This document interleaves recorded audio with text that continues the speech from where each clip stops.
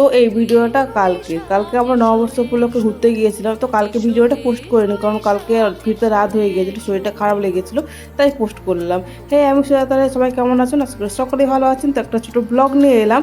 তো চলো দেখা যাক আমরা কোথায় কী করলাম। তো আমরা ঘুরতে গিয়েছিলাম, তো যাওয়ার পথে একটু ভিডিও বানালাম, চলো তোমাদের সাথে শেয়ার করা যায়।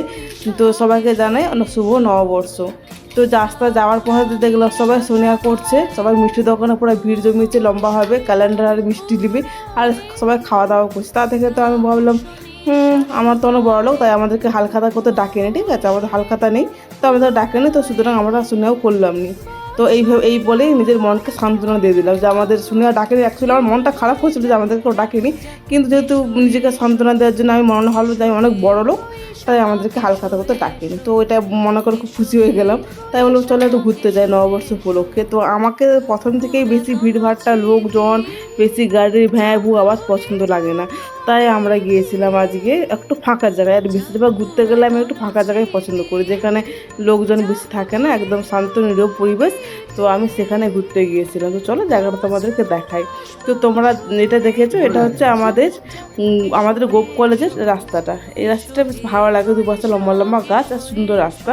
তো গোপ কলেজ দিকে হয়ে আমরা গিয়েছিলাম সিজুয়া রাস্তাটা।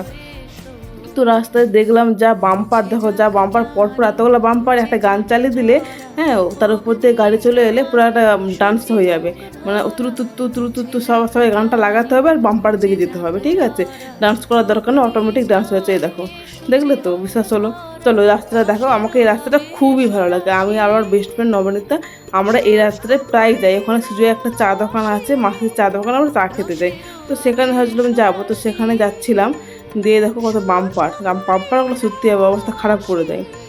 তো আমরা গেলাম, দিয়ে গিয়ে ঘুরলাম আর কি। তো ঘোরা শেষে বাড়ি ফিরলাম। বাড়ি ফেরার পথে বললাম সোনিয়া তো আমাদেরকেও দেয়নি, কোনো ব্যাপার না, মন না খারাপ করে চলো, যে টাকাটা সোনিয়া করবো সেই টাকাটা মিষ্টি কিনে খেয়েলেই। তো আমরা মিষ্টি খেতে ঢুকলাম রাজেন্দ্র মিষ্টান্ন ভাণ্ডারে। তো সেখানে ঢোকার পর দেখো কত রকম মিষ্টি সাজানো আছে। মিষ্টি কমই আছে, কারণ সব দোকানে কিনছে, কিন্তু দোকানে আর কে কিনবে, সবাই শুনিয়াতে সব মিষ্টি খাবে। তো মিষ্টি দোকানে দেখলাম মিষ্টিটা কমই আছে।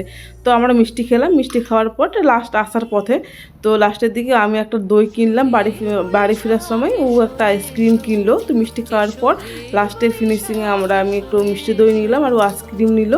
তো আমরা দুজন খাওয়াখাই করলাম। মনটা খারাপ ছিল যে সোনিয়া থেকে ও ডাকেনি, তো কোনো ব্যাপার নেই, নিজেদেরকে বড়লোক বলে মনটাকে শান্তি করলে যে আমাদের বড়লোক হাত দেনা নেই, তাই আমাদেরকে ডাকেনি। এই হলে মনটা শান্তি করে নিলাম।